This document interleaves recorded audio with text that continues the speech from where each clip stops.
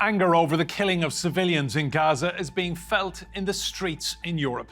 Tens of thousands have been protesting. So, are politicians listening to the growing chorus of voices?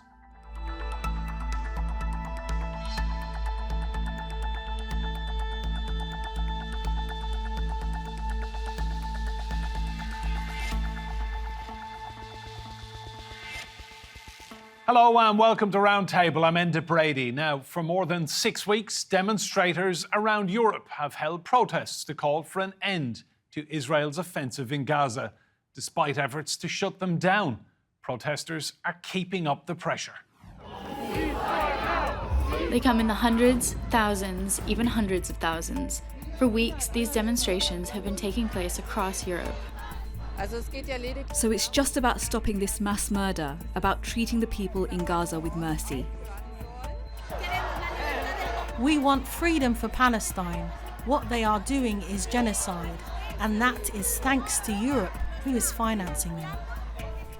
These protests are happening despite government opposition. Pro-Palestinian marches have been banned in France, Germany, Austria and Hungary over public disturbance fears. Stop bombing Gaza!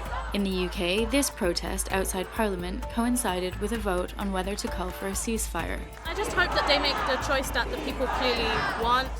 A recent poll suggests at least 57% support a ceasefire in the region. But the motion to call for a ceasefire in Gaza was defeated by 125 votes to 294. Despite attempts to silence them, the protests continue. With no indication they'll stop anytime soon, how long will Europe's politicians remain deaf to calls to end the bloodshed? Well, let's meet our guests. Here in the studio with me, Ibrahim Abul Essad, a researcher and activist who's been involved in many of the marches here in the UK and in the Netherlands. On Skype from Leicester, we have Ismail Patel, founder and chair of Friends of Aqsa, the UK-based NGO that's demanding political change for Palestine. In Paris, also on Skype, the French political commentator and human rights advocate Yasser Louati, and Ghayath Almadhoun, a Palestinian Swedish poet who joins us live from Berlin. Ibrahim, I want to come to you first. A very prominent British Conservative politician described these marches as hate marches. What was your take on all of this? You've been to them, you've met the people on these rallies. Hate marches? I don't think she's ever been to any of these marches, because when you come to these marches, what you see is people of all walks of life. Muslims, non-Muslims, Christians, non-Christians, believers, non-believers, people that are my complexion, Arabs, non-Arabs, Palestinians and non-Palestinians. And what we are doing, we are calling for a ceasefire for Israel to implement as a result of the genocide that is taking place, that has claimed the lives of over 11,000 Palestinians in under 50 days. And these are overwhelmingly peaceful marches. Of course these are overwhelmingly peaceful marches. They attempted to ban the march on Remembrance Day. However, what we saw being covered was fascists and far-right individuals in Britain carrying out the hate, not those being propagated from the Palestinian movement. However, what we must understand, however, that this is not just an anomaly. This is not the first time that they have tried to brand such movements as violent and troublesome. Your guest would know better than me, but in 2019 in Germany, they passed an anti-BDS law to criminalize organizations that are in support of BDS and bans them from receiving state funding. We also see such state repressive measures in France. We also see attempts to ban the slogan "From the river to the sea," which calls on Palestine to be liberated from the river to the sea, against a genocidal regime. These are not my words, these are the words of the United Nations that brands Israel as a genocide. Ishmael, what was your take when the British Home Secretary at the time, Suella Braverman, announced that the marches in London and across the UK in support of the Palestinian people were hate marches? Well, it's absolutely incredible because it was counterintuitive, and people took more notice as to why a Home Secretary would want to call a march a hate march when they had preceded a couple of weeks previously and nothing had happened. And I suppose one lady's comments I met on Remembrance Day, rather Armistice Day, on the demonstration sort of typifies the situation. She came for the first time in her life to a demonstration. So I asked her, why did you do it? And she said, because I wanted to find out what this Suella Braverman was talking about, these hate marches, and I wanted to see it for myself. So you had people actually coming out for the first time to discover what was happening. And of course, that led her to find out more about the Palestinian issue and what is happening on the ground, and become a more pro-Palestinian activist and demand a ceasefire. So in fact, it was counterproductive if she ever wanted less number of people to come out. It was definitely counterproductive if she wanted to silence the Palestinians, because not only did more people come out, but more people are also now trying to find out what the situation is on the ground. And as such, more people are moving towards the pro-Palestinian stance. Do you feel her comments backfired then, Ismail? Absolutely. I mean, so much so that it costed her job. I mean, it wasn't simply about that. You must understand that what she was trying to do is whip up and fan the hatred of community relationships in this country. And in fact, what happened is she empowered the extremist neo-Nazi right-wing element in Britain, who then attacked the cenotaph, which we were trying to protect, and which we were nowhere near going to be in that vicinity because we respected the armistice day. So yes, she miscalculated it, and it was deliberate either through misguidance or her through own ideology in which she wanted to silence the Palestinians. Yasser, paint us a picture of what the protests have been like across France. Well, just like what we heard about the UK, people who took to the street to call out the brutality being put on display to the rest of the world. And we have seen people, again, from all walks of life banding together against the government's prohibition to show support towards Palestine. And just as in the UK, we heard about Suella Braverman's, ridiculous comments. In France, there has been a heavy-handed weaponization of anti-Semitism, saying that if you were to march in support of Palestinians and their right to exist as a people, then you were promoting anti-Semitism. So much so that the Minister of Interior, Gérald Darmanin, who has been by far the most right-wing Minister of Interior of the past 20 years, decided single-handedly to ban all pro-Palestinian marches on the excuse that these marches were troublesome and prone to violence. Now, when the violence did occur, it came at the hands of the police, who tear-gassed people in the streets, who arrested people, who fined people for being in the street during those marches. So if I can finish on one point, especially on this question, is that whatever Western governments are doing right now to delegitimize these marches has been completely counterproductive, at least. And the last argument brought forward by the French government is that Israel has the right to defend itself. And now we see a change in public rhetoric. People saying this is not defending yourself. This is about making the population of Gaza leave their homes like in the past, and for our taxpayers' money to fund it. Ghayath, you're in Germany. Everything I've read in recent weeks, really, I've formed the opinion that the German government is not a big fan of these protest marches either. Yeah, but I want to speak first about the cancellation of the Palestinian or the Palestinian culture or any Jewish people who stand with the Palestine. So I was the first person cancelled in Germany. This is the anthology I make for House for Poesy for 2 years, and it's have 34 Arabic poets. It's called the Arabic Europe. It's a series. They make the Persian Europe last year and the Black Europe, and they canceled the release. The anthology have nothing political. I am a Palestinian, and that's it. And they say it's for budget. The day after, they canceled Adania Shipley Prize, and a big scandal happened, and now they try to regret, and they say it's only postponed. What I want to say that this is a very systematic way. It didn't happen in the 7th of October. I'll give you a very short example. I visited Germany 4 years before I moved here. I was interviewed by many newspaper, television, and radio channels, and I grew up in Syria for a Palestinian father, Syrian mother. And I always say the story of my family in Ashkelon and how they displaced twice in 1948 and 1967. And then I speak about the Syrian revolution and the people who were struggling in Syria.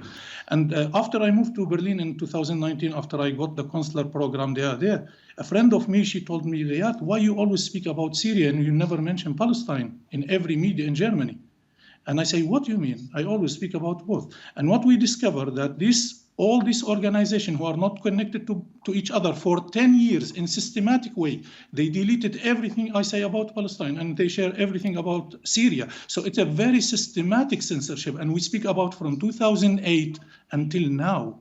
So Germany is really doing something never happened before. 2022 and 2023, last year I went to the Nakba Day demonstration. We will make a demonstration, a peaceful, silent demonstration. And the police arrested everyone. And they say, we are afraid maybe there will be something anti-Semitic or lead to anti-Semitic. But they are lying, because they let every new Nazi demonstration got permission to participate in any demonstration in Germany. So they let the new Nazi and they let the Nazi who are real anti-Semitic, and they try to silence the Palestinian. It's simply because they are standing with Israel. They are biased. And for example, now we are not allowed to use most of the word my colleagues say. We're not allowed to use genocide or something. While the German, when Hamas attacked the Israeli civilians, they used the word genocide. But now when there's 13,000 people killed, 6,800 children got killed, 1,800 children under the rubble. So together around 8,600 children. So it is 205 children per day. You're not allowed to say this is mass killing or ethnic cleansing or genocide, but they use it.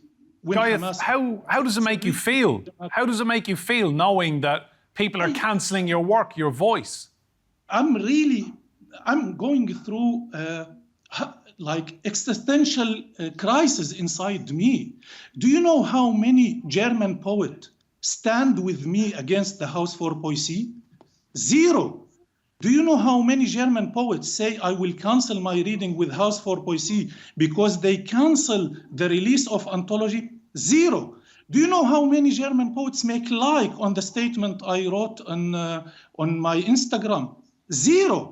Like my Jewish friend, they took real stand. Like my friend Kandik Preds, the Jewish artist from South Africa based in Berlin. She made a demonstration where I participate in it. And there were like 2,000 Jewish participated in this demonstration. And it was really huge.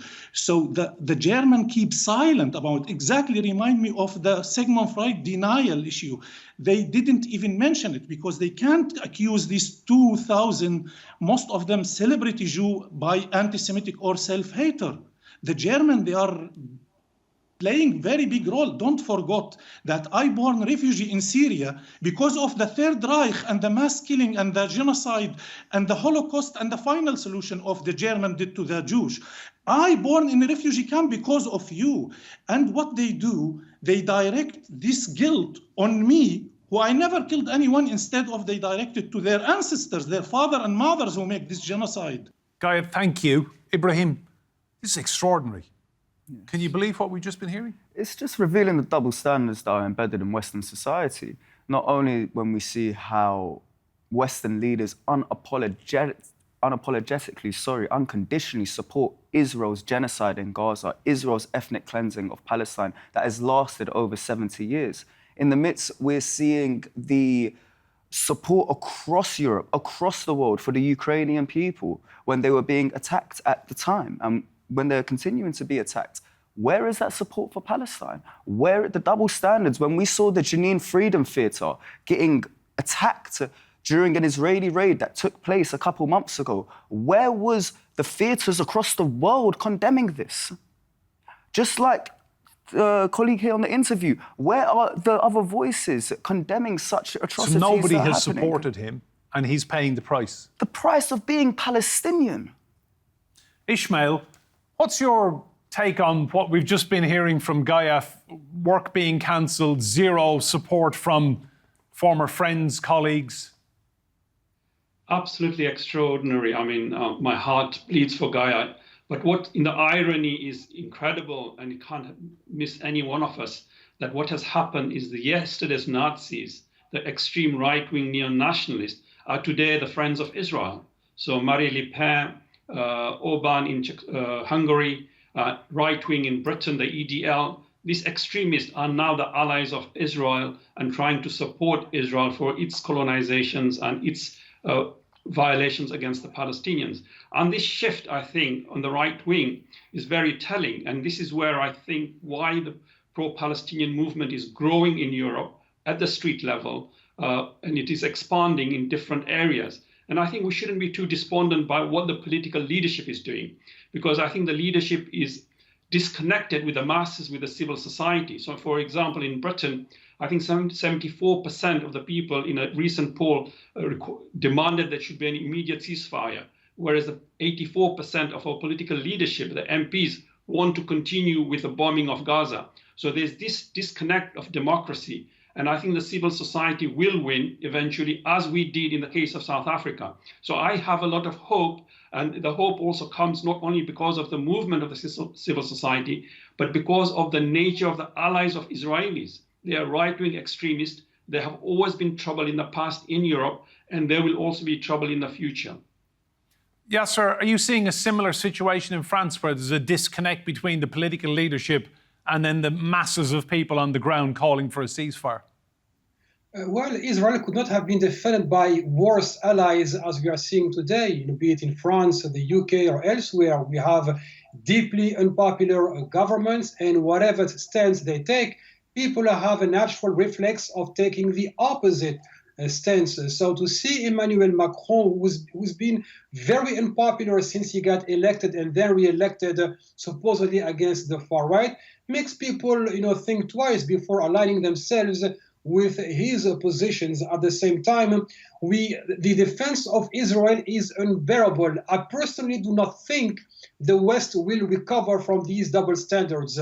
Another bad news for the friends of Israel is that this unapologetic support to Israel comes barely 2 years after an unapologetic support to Ukraine against Russia. So people are legitimately asking, why is it okay to support Ukrainians? Why is Ukrainian resistance respected and supported, whereas Palestinian resistance is deemed as terrorism? And when you see, for example, the way that the journalists are offering their platforms to the propagandists in chief of the Israeli army and the propagandists of Israel within the French political establishment, it does make people cringe, because we have seen a total bankruptcy of French journalism. As late as this morning, the well-known TV5 global French channel issued an apology press release because one of his journalists dared to quiz and challenge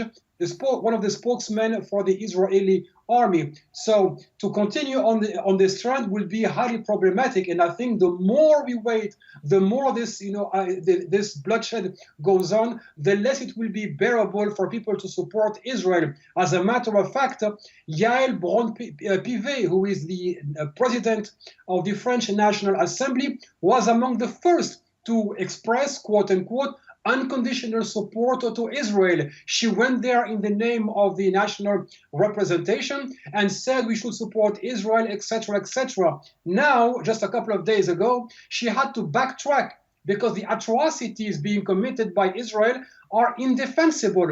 And when she was challenged by one of the few journalists who still ask legitimate questions, she had to say, I never supported Israel unconditionally. So people can see through these, immoral postures.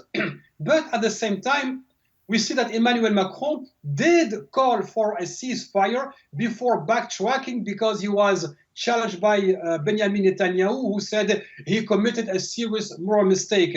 So there is also a weakening of the political establishment in the face of Israeli bullying, and people do see that, and the people ask, are we being represented by people who are going to stand for whatever we believe in, or are these elected officials bowing down to a foreign entity? Just one last point, and I think this is going to be good news. We see also that there is this deep generational gap. The youth now stand with Palestine. We can be a bit more perplexed about the rest of France, because we have the colonial legacy, because many French people still identify with Israel, because France was kicked out of Algeria. However, we see people among the youngsters in schools and universities today, even Sciences Po, one of our most elitist schools in France, organized a pro-Palestinian march today in support of what's going on in Palestine and for the population of Gaza, and in defiance of their own school boards and teachers. Thanks, Yasser. I want to bring in Ghayath again. On a personal level, how are you coping mentally knowing that people have not backed you, people have not supported you, people are afraid to support you? Yeah, but because I can handle a little the German guilt. So I'm not a denial. I know what they did to the Jewish, and I respect sometimes the way they deal with it. But when they try to throw it on other people instead of face it, that I can't handle. I know that what happened here in this country with the mass killing in a very systematic way against the Jewish is tough, and they don't want to repeat it. But they mistakenly smashing these weak Palestinian who live under occupation from many years because of their guilt. And also, in the same time, I don't want to be in clash with the whole world, but like in the end, I will give you example from my family with in Gaza, which I never see. So the last time there were report for death was the 26th of October, from 25 days, and they didn't update it until now because the people who they count the death, they got killed and they are died. So 25 years ago, I find that I lost 44 people from my family, 7 men, 7 women, and 30 children. 15 of them are babies. They are the cousins of me. So to lose 30 children from one family, and the report is 25 days ago. Like if they make the update now, it will be like hell. So to kill 13,000 civilians, 7,000 of them are children. It's shame, man. It is a real shame. Ghayath, thank you. We can say Hamas, we could agree. I disagree with Hamas, but the Israeli army is supported by the West. Thank you. I want to bring Ibrahim back in. Ibrahim, just looking ahead, the protests, the rallies in big cities like London, they will continue, won't they? Of course they will. Of course they will. And you had 1 million people take to the streets last time the mass protest was called, and you're going to have even more so. The older generation here will know better than me, but the last time we saw those numbers take to the streets was during the anti-Iraq war rally. One thing that, however, I would like to mention, not that it is being propagated here, but we must understand that even internally, even within, there are ministers across Europe that are calling out Israel's genocide for what it is. But the governments aren't doing it. But the governments aren't doing it. So you had the Spanish Minister of Social Rights calling out Israel's genocide, and now she was later removed from her post. You had MPs in this country, such as Asfel Khan, resign from his position because of the lack of his party doing anything effective in holding Israel accountable to its ceasefire. On the note of the youth, however, and I think that is a key difference that we must emphasize in this interview. That was a very good point Yasser made, actually, that the young people now across Europe are very much pro-Palestinian. Take my generation, for example. Without exposing my age on TV, I witnessed the war crimes in Iraq. I witnessed the war crimes in Afghanistan, whether they be the Abu Ghraib prison, the Salt Pit prison, those war crimes committed in Guantanamo Bay, and war crimes committed in Palestine. The parliamentarian route, how does it hold those individuals responsible effectively accountable to such war crimes? How does it hold them effectively accountable to the settlement policy? How does it hold them effectively accountable to the genocide in Gaza? So what you're having now is students using their means, their grassroots, such as the hundreds of students in East London, I believe it was Bethnal Green, that took to the streets to call for a ceasefire because they're not waiting to petition Rishi Sunak, an unelected official. And I want to emphasize that point. He is an unelected individual That's a whole different show. Let's go back to Ismail. Ismail, is that a very good point Yasser made, that the young people in Europe now are very much educated and aware of the Palestinian cause and on their side? Absolutely. So absolutely. Both Yasser and Ibrahim make very fantastic points. But also, it's not just youth who are sort of Muslims or Christians, but also Jewish. I mean, there's an amazing poll done in America where something like, I think, top of my head, is 25% of under the age of 30 who are now saying Israel is carrying out a genocide and it should stop. And some are going as far as saying, it's not legitimate to have a Jewish state. So yes, Israel is on the wrong side of history. It's on the wrong side of justice.